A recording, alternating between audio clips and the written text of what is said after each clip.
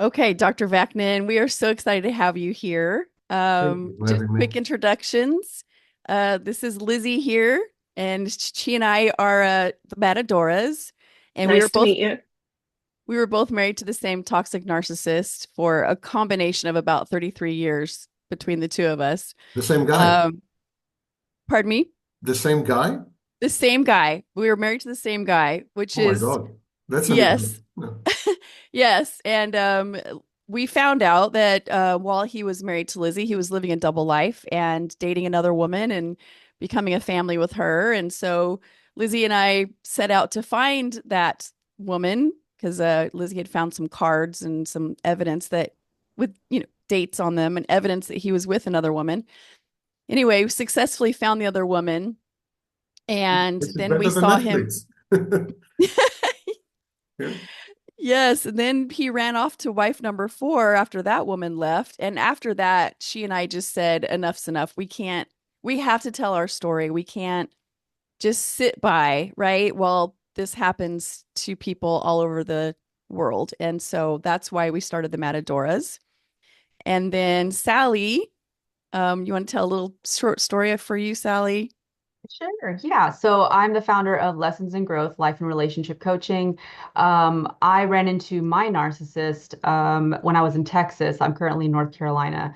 And the usual song and dance with narcissistic behavior, but my story kind of ramped up after I left.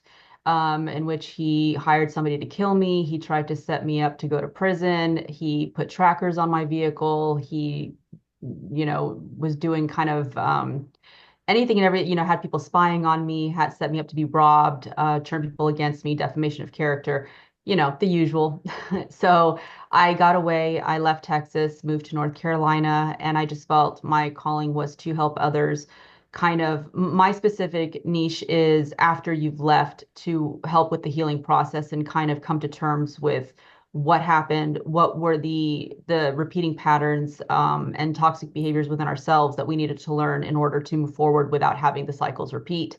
So what was it about ourselves that put a target on our back for these people to see us as potential victims? So I help people kind of understand that, heal past trauma within themselves. So I work with them after they've left the abuser. So that's kind of what I do and the space that I work in. Okay. Great to meet you all. You Shall Nice too, to meet we Dr. you as shall we Vec. well. delve right in? Sure. Yeah, so Dr. Vecnin, I know that Sam, you are Sam, call me Sam. Would make the whole thing shorter. Yeah. well, we'll make the whole thing shorter. Well, Call him Sam. call me Oh, Sam. Sam. Oh, Yeah. call you Sam. Sorry. Call me I think Sam. my headphones are not Don't worry about it. engaged. Sam. Okay. Sam. So you are a professor of psychology and an author of Malignant Self-Love, Narcissism Revisited. Anything else that you want to talk about for your bio? I think these are the two salient points. The only thing, maybe a historical commentary. I started the whole narcissistic abuse thing in the 1980s. I suspect long before you ladies were born. In the 1980s? No, we're No? Nope. Okay. Okay. Ladies, don't tell on their ages. So I had to coin a whole new language. Many of the words you're using, actually, I, I came up with them. I coined them, including narcissistic abuse. And then I went online. I was the first and only person online discussing narcissism and narcissistic abuse for well over 10 years. And then many others joined me, and here we all are. wow. That's amazing. Mhm. So, and then I know that you had said that you yourself were diagnosed Yeah, as that was the reason I got interested in the whole thing. that's Just absolutely learning. fascinating. Yeah, Uh, yeah, it's been a long journey, but I suspect your viewers are far less interested in my personal history and reminiscences than in the topic itself. So I suggest we delve right in. dive right in. Okay, so we just have a few questions, and this is for our viewers, obviously, that are stuck in these toxic relationships. And, unfortunately, most of them are trying to find a way out. So that's where we lean on your expertise. But we know one of the most dangerous times is when someone is in the process of leaving a toxic relationship. So what would you say would be some of the warning signs that someone should look for in order to navigate through avoiding, you know, narcissistic tendencies to explode and possibly get violent? Well, each and every one of the questions that you were kind enough to send me in advance, each and one of these questions can be answered in 10 hours and 6 hours and 3 hours, and because there's so much to talk about. But I will try to limit myself to bullet points on each and every one of these questions. Start with the first one. I would group the warning signs into three classifications or categories. First one would be aggression. Aggression could be internalized, and then it becomes passive aggression, sabotage, undermining, and so on.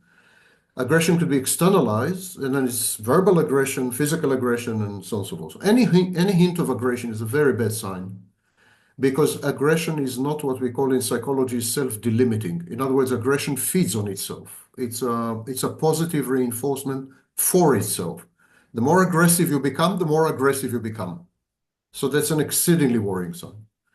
The second group of symptoms or behaviors or syndromes, or call it what you want, is withdrawal, when the person begins to withdraw, but in a bad way, in a kind of, as I said, passive-aggressive way. A withdrawal that is coupled with mood disorders or mood lability, ups and downs, depression and sudden elation, and so on and so forth. Physical withdrawal, where the person insists on physical separation. Withdrawal via proxy, it's when the person refuses to communicate with you except via third parties. Silent treatment is an example of such a strategy of withdrawal. So aggression, withdrawal, and I would say the third category is what we call in the literature uncanny valley. Uncanny valley is just a fancy name for your gut instinct. You ought to trust your intuition. Research has shown that your intuition is wrong 50% of the time when it comes to data, when it comes to information, when it comes to specific events or prognosticating the future. But your intuition is right 90% of the time when it has to do with other people. So Wow. trust your gut instinct, trust your intuition. If something feels awry, it's because it is awry. If something feels dangerous, it's because it is dangerous. Just trust yourself. And at the first sign of aggression, or when your gut instinct is flaring up or whatever, just walk away. These are the three categories. Within each category, there are dozens of signs and symptoms and behaviors and so on. Excellent answers. Thank you so much. So question number 2, how can we recognize the signs that we are possibly in an abusive relationship? I know sometimes people don't even realize what abuse is or what it looks like, but maybe just again, a bullet point, a few signs that you are possibly or probably in an abusive relationship. The thing is that abuse is compatible with the psychology of many types of people. So, for example, an abuser is well matched with a people pleaser. An abuser is well matched with a codependent, with a borderline, someone with borderline personality disorder. So abuse is a reactive or a responsive behavior. It caters to the psychological need of the victim. Otherwise, they would not be trauma bonding. This very strong glue that holds abuser and victim together is because they each need each other. It's a danse macabre, it's a collusion, it's a collaboration. And so educating people as to how to discern abuse and how to flee abuse from abuse is very useful, of course. Waking them up, so to speak, an awakening. So I would say that there are 6 major signs. There are like 2,000 minor signs, but there are 6 major signs. Number 1, if you are disrespected. It's an exceedingly pertinent and salient point. Disrespect means that you are being objectified or dehumanized, that you're considered to be inferior, that there is contempt for you. Then second sign is a breach of your boundaries, on condition that you have communicated your boundaries unequivocally, not aggressively, but unequivocally, and that you made clear what is the cost of breaching your boundaries. If you have done that and your boundaries are still being breached, that is abuse. The third sign is aggression, the aforementioned aggression, whether externalized or internalized. Aggression, in the vast majority of cases, is actually internalized, not externalized. It manifests in a variety of covert, passive-aggressive ways. So you need to be very alert and attuned to the manifestations and expressions of aggression. For example, a brutal sense of humor is a form of aggression. Tough love is a form of aggression. Criticizing you constantly is a form of aggression, even if the abuser claims that he is doing it for your own good, for your edification and personal improvement and growth and so on. So aggression has many guises. It's multifarious, it's shape-shifting. It's a big problem to capture aggression and define it appropriately. But still, you feel that the intent is hostile somehow. Again, rely on your gut instinct, rely on your intuition. Tells you something's wrong, something's wrong. The next point is control. Control usually is coercive.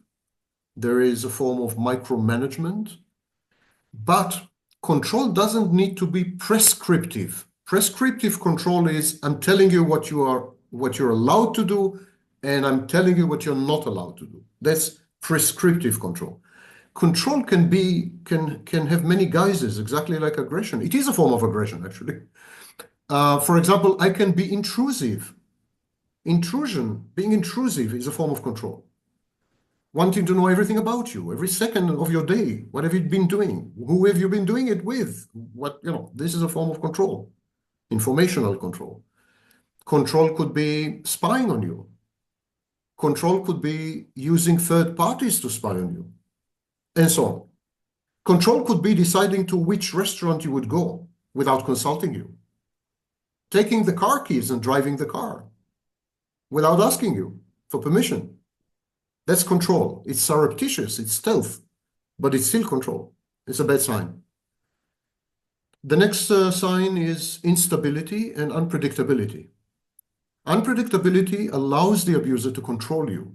It creates something called intermittent reinforcement. It's when a behavior that is unpredictable and unstable, like hot and cold, love you, hate you, this kind of behavior creates in you a dependency on the next outcome, on the next stage.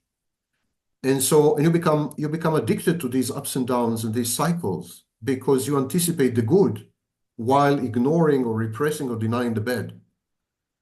That's another sign. And there are many, many, many more, but I think these are the key signs to look for. Excellent. Very, very, very well said. Thank you.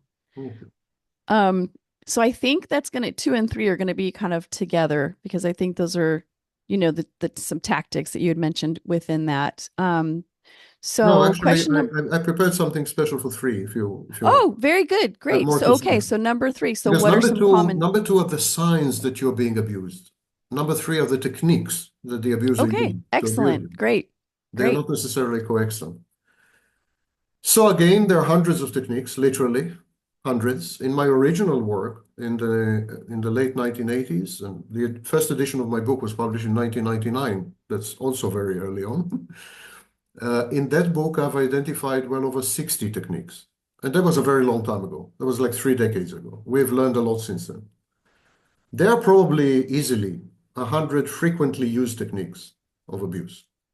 Wow. But I think the major ones are the following: gaslighting, making you doubt your own perception of reality, your ability to gauge reality, and your judgment of reality and of other people, so that you become highly dependent on the abuser's reality testing. He becomes your interface with reality. When I say he, of course, women are also abusers, so it's not limited to men. Yes. So reality is mediated via the filter of the abuser. The abuser filters reality for you. That's gaslighting. It's a control. It's a manipulative Machiavellian control technique. The next is intimidation, straightforward intimidation. Intimidation could be overt, threats and so on. Could be covert. Could be a menacing body posture, constant body language, words that create uncertainty or fear, and so on. So intimidation. Unpredictability that I mentioned above. Guilt tripping and emotional blackmail. These are forms of abuse, of course, because when you guilt trip someone, then you're able to control them and modify their behaviors. Triggering someone when you push someone's buttons, when you know what they're sensitive to, allergic to, if you wish, afraid of, and so on, and you keep pushing these buttons as a strategy, not occasionally, not unintentionally, but as a strategy. This leads to internalized CPTSD, internalized complex trauma, in effect. It's as if the trauma is happening inside, not outside. And then there is the maternal protective posture.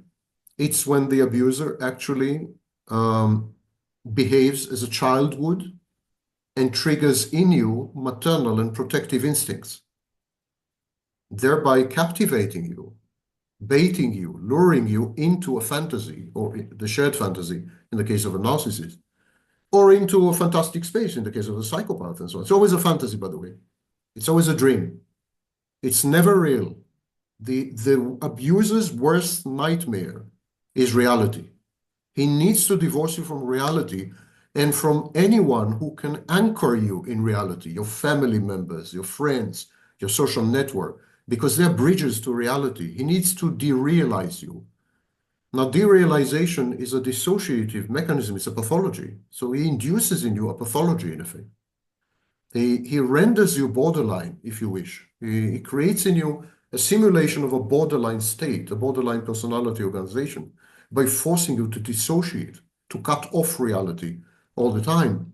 So this game of I'm a small child, I'm a little child, I'm in need of protection, I'm in need of comfort, of soothing, of love, this game is highly abusive because it cuts you off from reality. It's a fantastic figment, what we call a paracosm in clinical psychology.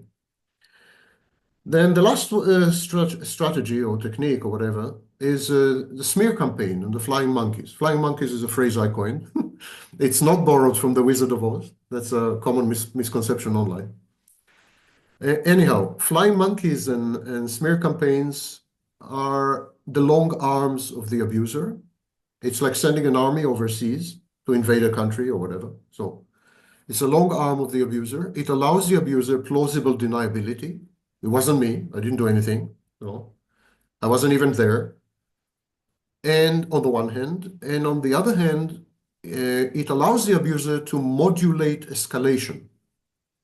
Because you could think of flying monkeys as Lego bricks. So you can add flying monkeys or subtract flying monkeys or augment the pressure or reduce the pressure. It's a very sophisticated mechanism, and perhaps the most pernicious abusive technique there is. Among the flying monkeys, and that is the thing that hurts, you could find your own mother. You can find your close family, immediate family. You can find your best friend. The abuser is great at converting other people into flying monkeys by falsifying their perception of reality, by compromising their reality testing, in short, by gaslighting them. It's infectious. It's a contagious mechanism. So these are really some sampling of abusive techniques. There's verbal abuse, there's physical abuse, there's sexual abuse. There's so many. Abuse is any situation where your boundaries are not recognized and you are not allowed to act separately from the abuser. When the abuser insists on controlling you to the point of merging with you, becoming one with you, so that you are denied personal autonomy and agency and independence, because you're just an extension of the abuser. You're just a tool, you're just an instrument, you're just a prop in his theater production. And that applies to all abusers, whether mentally ill or not. One common myth, is that all abusers are mentally ill or suffer from personality disorders. That's completely untrue. The vast majority of abusers are totally mentally healthy. They're obsessed with control. They're obsessed with control for a variety of reasons. They are sadistic, some of them, and so on. But majority of them are not narcissists. They're not psychopaths. They're not, and that's a common myth online. Yeah. Wow, my mind is blown right now. Amazing. These are Yeah, bad people. You know, we used to call them bad people before there was psychology. We used to call them evil people, bad people. They're bad people. They're simply bad, the bad seeds, you know. That's all. yeah. Wow. Okay. Well, this is amazing. Absolutely amazing information. Thank you. All right. So number 4, so how can the victim overcome those feelings, especially when they're trying to separate themselves, from this abusive person and they've got all these emotions going on and, you know, are there tactics that they can use to help them overcome all of that guilt, shame, incredible fear, etc.? Yeah, first of all, on my channel, on my YouTube channel, there is a playlist. It's titled Narcissistic Abuse, Healing and Recovery. It has well over 100 totally free videos, which deal with hundreds of recovery and healing techniques and strategies and so on and so forth, mine and others, not limited to mine, you know. So this is totally free resource, which I think, would be of help. Abusers hate sunshine. Sunshine disinfects abuse. It's a disinfectant. So the first thing is to make it public. Now, the normal reflex of the victim is to keep it hidden. To keep it hidden, there's a lot of shame. There's a lot of fear. There's a lot of self-castigation. How could I have been so stupid? There's a lot, so there's an attempt to preserve what we call the self-concept, There are numerous good reasons to keep it hidden, psychological reasons, as far as the victim is concerned. But that's wrong. The first thing is to let in sunshine, to disinfect the abuse. Number 2, the victim must regain reality testing. It must regain its foothold in reality, which had been denied it by the abuser. So the only way to do this initially is to talk to people. People will help you restore reality testing, but you have to listen to them. Victims initially have strong defenses, strong resistance to the truth. They refuse to listen to the truth. I mean, I've been subjected to abuse by victims simply because I was telling them the truth, And so there's a huge resistance to the truth. You need to get rid of this. You need to regain your composure as far as reality is concerned, and you need to get re-embedded in reality, in touch. Never mind how painful reality is, how abrasive, how harsh, how unwanted. That's your only medicine. You have to self-medicate with reality. So the second thing you need to do, you need to suppress, repress, and erase the abuser's voice in your head. All abusers install in your head an app that is known in clinical psychology as introject. The process is known as introjection. It's a voice. It's the voice of the abuser. The problem is, the voice of the abuser is not alone. It creates coalitions with similar-minded voices. So, for example, if you had a mother who put you down all the time, criticized you all the time, or whatever, the abuser's voice would create a coalition with her voice, and they would both attack you from within. So it's sadistic, it's self-defeating and self-destructive. You need to get rid of this voice. You need to identify it, and then you need to shut it up. If necessary, say it aloud. Shut the F up. I don't want to listen to you. Suppress the introject. I explain on my channel how to do it exactly. I give the step-by-step methodology on how to accomplish this. We do it in therapy, in various treatment modalities. It's precisely what we do. In CBT, for example. So the next thing is you need to get rid of emotional thinking. Victims of abuse are denied access to reality and denied personal autonomy. Consequently, they are no longer used to thinking rationally because we employ rational thinking because we are goal-oriented. We want to accomplish something. We want to do something. But if we are denied independence, if there's nothing we can do without permission, so there's no need to use rational thinking. So we get used, as victims get used to think emotionally, to think with their emotions. And then they begin to confuse emotions with reality. They begin to confuse emotions with rationality, and they become totally emotionally dysregulated.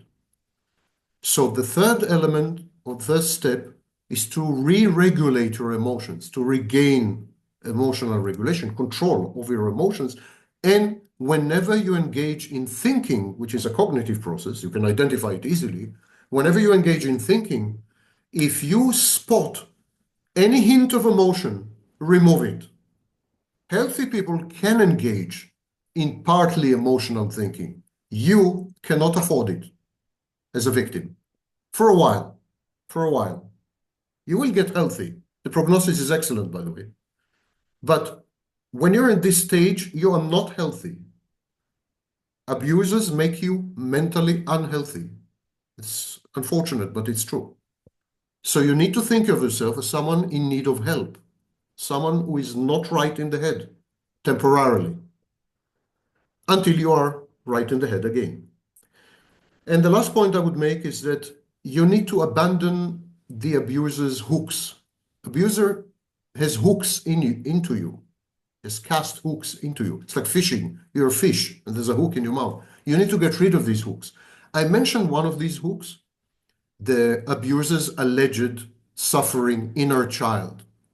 You know, you see the abuser say, deep inside, there is this suffering child. If I only give him love and compassion, he will be okay. He will flourish. His behavior will change. And so get rid of this. Forget this. This is a hook. This is a bait.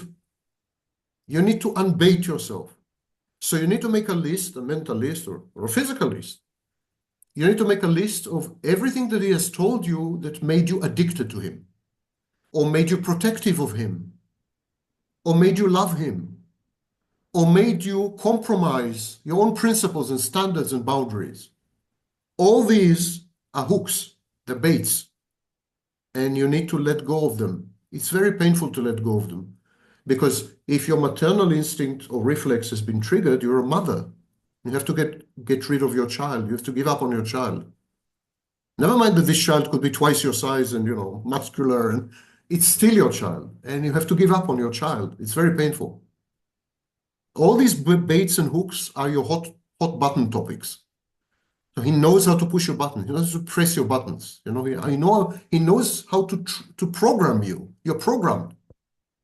And you need to deprogram yourself. It's like cult, exactly like what we do in cults with cult members. Okay, that's in a nutshell. Very big nutshell. Yeah. Wow.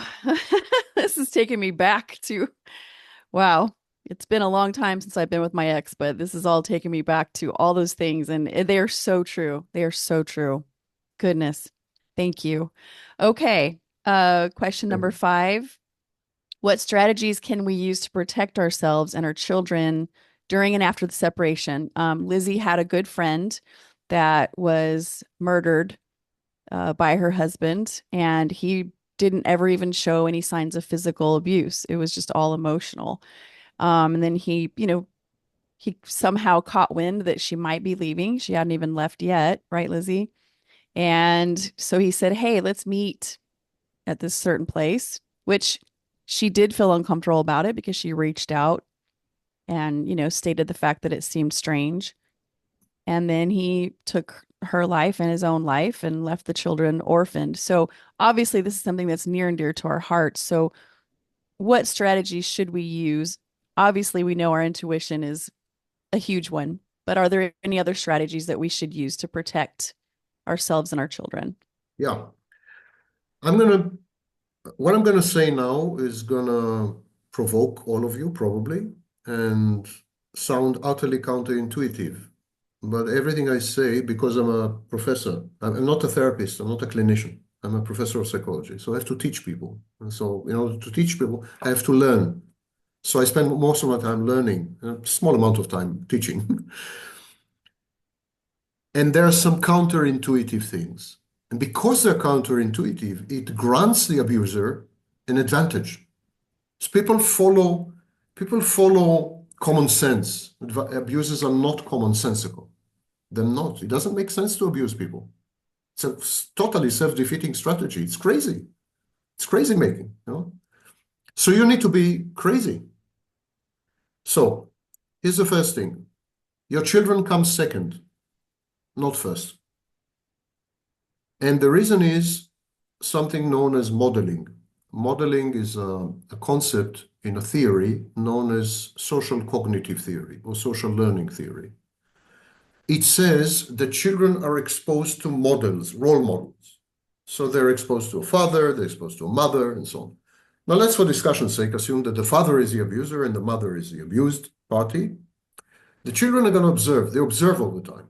They observe and absorb, and so on. And then they make up their minds which of the two parents to follow. What I'm trying to say is that you have precious little control over this process. The only thing you can do is serve as a good role model. But you can't really control the outcomes, which many people think they can. They actually cannot. It's counterproductive if they do try. It pushes the children away. It creates a bad model, you know. So your children come second. You need to take care of yourself and you need to provide your children with a good role model. Healthy, resilient, strong, rational, non-aggressive, and so on. You need to work on yourself first and foremost. There is this famous metaphor, you're on an airplane, and so on, and so you put the oxygen mask first, and the children come second. Children come second, period. Number two, you need to suppress your empathy. Your empathy is your enemy. Initially, everything I'm saying, I'm limiting to your question. Your question was about the transition period from an abuser to, you know, hopefully non-abuser. So I'm talking about this transition period. During this transition period, your empathy is your worst enemy. It makes you treat the abuser humanely. Big mistake. Serious mistake. Any lawyer would tell you it's a serious mistake. So you need to suppress your empathy. Your empathy also got intermeshed with the hooks and baits that I mentioned. Your empathy is the one that pushes you to love the inner child of the abuser, the alleged inner child of the abuser. It's your empathy. It's your empathy and your maternal instinct. So these are things that are working, they're not in your favor initially. Next, of course, is you should minimize contact. At the end of the 1980s, I created a set of 27 strategies and I gave them the title No Contact. And today everyone is using and saying no contact, no contact. That's my original work. And it's 27 strategies, not one. There's a video available on my channel explaining the 27 strategies. But in the crux of it is you should minimize contact where possible, and you should interact via proxy where possible. Like lawyers, accountants, you know. And then people say, but I want my child to have a father. What for? Which kind of father? Or she's my mother, I can't abandon her. Why? Why can't you abandon an abuser? Or he's my son, I love him, I owe it to him, I gave him life. These are all excuses to stay in touch. The victim has a propensity, a proclivity, a strong drive to stay in touch with the abuser. Because it is only the abuser that can take the pain away. The abuser gave you the pain. The abuser gave you the fear. He who gave is the only one who can take it back. So you feel dependent on the abuser as a soothing option. He's the only one who can soothe you, who can take away this hurt and everything. So, but it's very bad. Abusers make use of it, of course. They hoover you and They come back into your life in a variety of ways, underhanded, overhanded, no contact is the only thing. Your mother, no contact. Your son, no contact. Your ex-husband, no contact. The children don't need a father. Bye-bye, no contact. And there are no ways around no contact. There's no minimal no contact and 96% no contact. No contact is no contact. End of story. You don't accept his gifts. You don't answer his emails. You don't talk. You don't meet. You don't rehash the past. You don't seek closure. You don't let him visit the kids if you can manage it. You don't. He's out of your life. End of story. If possible. Of course, life, sometimes, we're exposed to exigencies and sometimes we're forced to. But wherever possible, minimize contact. Some people have a business together, for example. It's difficult. Children together. Okay, I understand. But wherever possible. Next point is educate. Don't alienate. And that applies to everyone. Educate your children about what has happened, but do not alienate them from the abuser. Don't become a one woman or one man smear campaign. It's bad. And similarly, educate your family, but don't alienate them. Don't blame them. Don't accuse them. Don't attack them. Don't criticize them. Educate, don't alienate. But educate.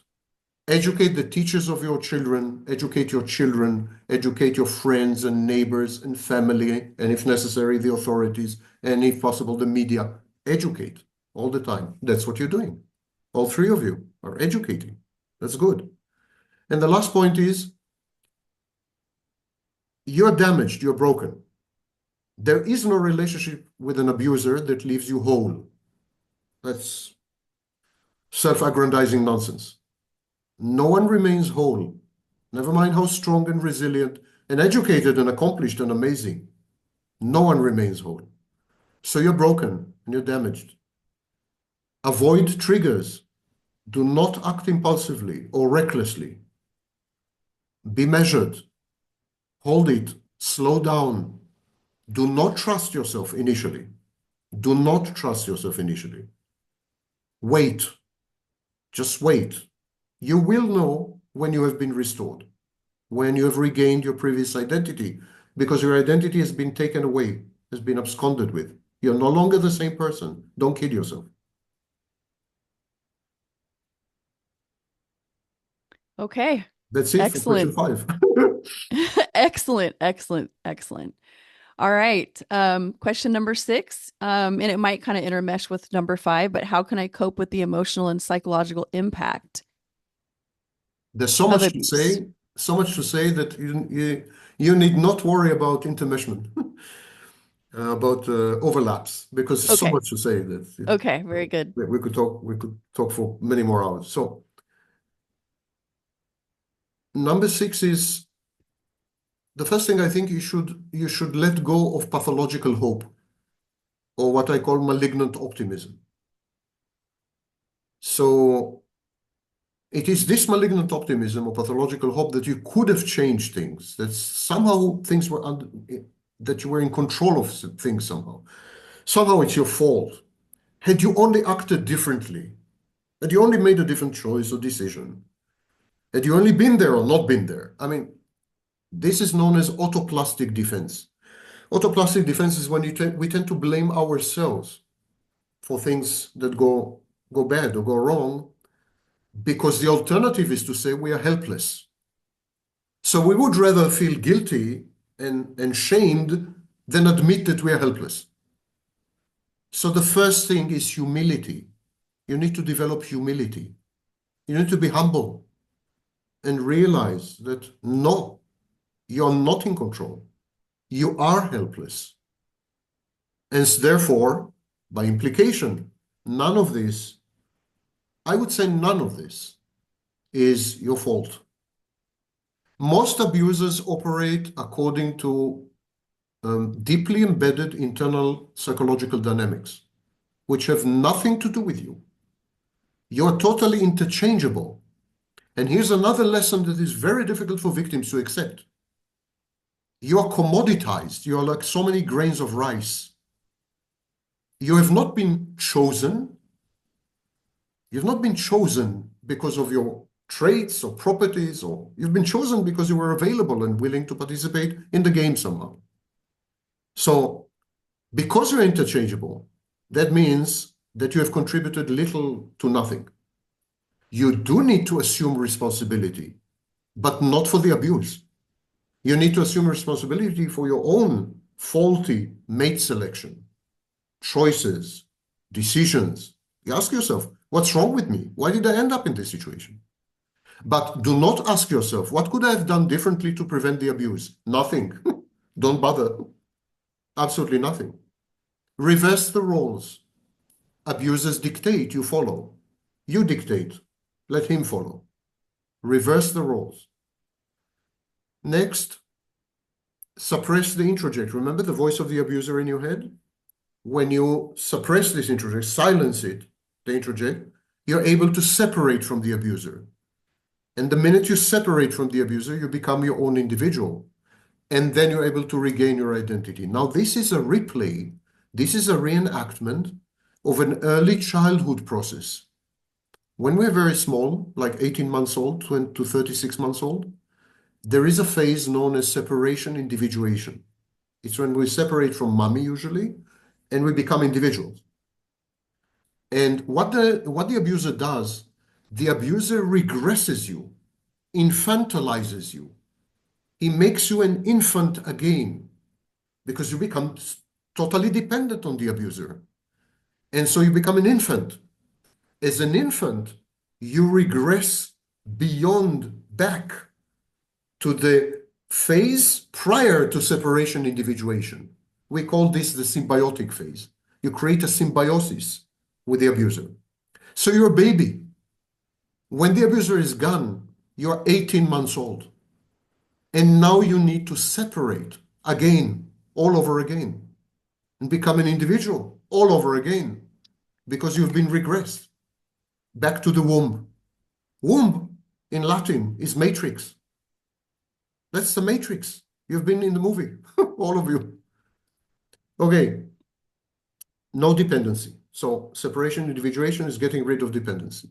Next is you need to embody everything.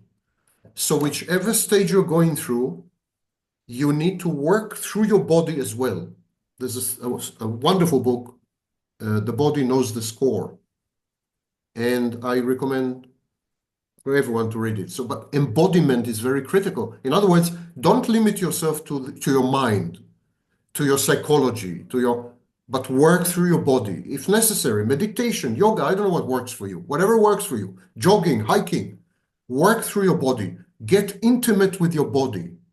The abuser divorced you from your body because your experiences during the abuse were very bad. And we all experience through the body. If you are sad, you feel it in the body. If you are mad, you feel it in the body. Whatever happens to you, it's the body that speaks to you. So you learn to regard your body as the enemy. The abuser estranged you from your body. You're estranged, like an estranged couple. You need to make peace with your body and become intimate again. So this is a part of self-loving. You need to learn or relearn how to love yourself. You've made mistakes which were detrimental to your well-being, sometimes your safety, personal safety. You acted unwisely. You did not listen to your intuition. You do deserve criticism. You deserve to be criticized by yourself. I mean, you deserve to criticize yourself. So this diminishes self-love. You're very angry at yourself. Anger and self-love don't go well together. You need to relearn how to love yourself, how to accept yourself, how to become your best friend again, how to trust yourself, and so on. I have a video dedicated to that as well, in the list that I mentioned. Finally, you need to share. You need to share, especially emotions, but not only. And you need to share with people whom you trust. In other words, you need to reconstitute your social network. But not only in order to have fun and so on, but in order to be able to share. Now, therapy is a form of sharing, but an expensive one. Good friends are much cheaper, and they are as effective, actually. Share, share, share all the time. Do not give in to your shame, to your guilt, to your fears. Just share. It's very important. This actually is the main ingredient in healing and recovery. We know, for example, that people who are alone, they have no social network, die earlier and are much sicker. So this leaves question 7, but I don't know if we have time. I have time. I don't know if you have time. Yeah, we have time. Yeah. Okay. Okay. This is too good. We just can't cut it off. Okay. What techniques can I use to manage stress, anxiety, and depression? I came up with a group of techniques. I call them the ninefold path, and you can find them on my YouTube channel. I'll summarize it very briefly as I can. That ninefold path is divided to three groups of three principles. So the first group is the body. You need to pay attention to your body, you need to regulate your body, and you need to be protective of your body, your health, and so on and so forth. The second group is the mind. You need to emphasize authenticity. You need to be yourself as much as possible. You need to be positivity, and you need to be grounded in the present. That's known as mindfulness. So in the mind part, you have authenticity, positivity, and mindfulness. And in the functional part, you need to act in three ways. You need to be a vigilant observer. Vigilant observer means you need to monitor reality all the time, but not be suspicious and paranoid. Just monitor it, the way a scientist would do, let's say. So this is the vigilant observer. Why? Because during the years or months or whatever that you have spent with the abuser, you have learned to outsource this to the abuser, this function. So the abuser became your eyes and ears and your interface with reality. You need to regain this capacity. So you need to observe. Next is the shielding sensor.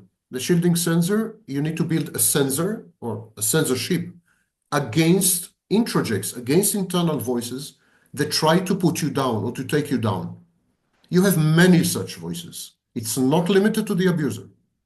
Some of us have mothers who did this to us, fathers, teachers, influential peers, even media figures.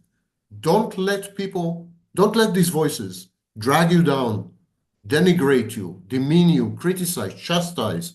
Don't let them. There's a simple test. How would you identify these voices? They don't like you. They don't love you. They sound more like enemies, or not even frenemies, but enemies. So when you hear an enemy voice, I'm an Israeli, I don't know about you, but I'm an Israeli, we shoot them down. When you're in a drone, you shoot it down. That's an introject. These introjects are not your friends, so you need to take care of them. That's the shielding sensor. And the last function is the reality sentinel. That's the test, what we call reality testing. You need to, in the wake of your relationship with the abuser, you've been immersed in fantasy for a very long time, and you've learned to see the world through the abuser's eyes. You've been gaslit and so on. So you would tend to misidentify fantasy as reality. And you need this third function, the reality sentinel, to tell you this is fantasy, this is reality, and stick to reality. That's a very difficult thing to redevelop or to accomplish, because fantasy is very comforting. Fantasy is soothing, and fantasy, you control fantasy, you can tailor fantasy, you can customize it, so it feels like a second skin, while reality pushes back. Reality grates, there's friction with reality, there's no friction with fantasy. So this is the test, by the way. The test of the reality sentinel. If it feels uncomfortable, it's reality. If it feels too good to be reality, it's not reality. If it feels too smooth, too frictionless, too fitting, perfect, resonant with you, and so it's probably not reality. I think these are the nine elements. I'll recap very briefly. Body, attention, regulation, protection, protect your body. Mind, be authentic, be positive, and be in the present, mindfulness, and functions maintain a vigilant observer, always be alert, but don't be paranoid. A shielding sensor to silence the voices that are trying to, damage you, and a reality sentinel. I think these 9 principles encompass everything we know about recovery and healing, to the best of my knowledge, as far as I know. Excellent. Okay? Absolutely love it. Where were you back when we needed you? I don't know. I've been around since the 1980s. Where were you, lady? I know. Where were we? Jeez, goodness gracious. Okay, well, Okay. Dr. Vaknin, this has been an absolute pleasure and Thank you. So nice. fantastic answers. Like really, really excellent, deep wisdom that I know our audience is going to absolutely cherish. Thank you. So I can't thank you enough for your time. And where can people find you? I know you said you have a YouTube channel. Is there anywhere else that people can find you and your work? Well, the YouTube channel, most of my work is academic, so I'm afraid it won't be accessible to a typical, layman. But the YouTube channel is my way of creating a bridge between academia and the public, and fighting off many self-styled experts who are contaminating the field. But there's 1,700 videos. On the recovery and healing playlist, as I said, there's more than 100, and every topic you can imagine in relationships with abusers. I've been doing it for 15 years on YouTube, so there's a lot there. Every topic is covered in a playlist or in a compilation. There's also a playlist of compilations. So the compilations are thematic. I believe anyone can find something there. Okay, Okay. excellent. All Okay. right. Ladies, do you have anything else to add? No, just thank you so much. It was My such a pleasure. joy. I Thank you. Yeah. appreciate it. Thank It you was my very much. pleasure. Very, very insightful. Thank Definitely you. brought back a lot of Yeah. memories of exactly how I felt at that time. So definitely resonated with everything you said and really, really grateful and appreciative. Thank you so much. Yeah. Thank you all Thank you. three. Take care. Thank You Uh, you. too. Bye-bye. bye-bye. Bye.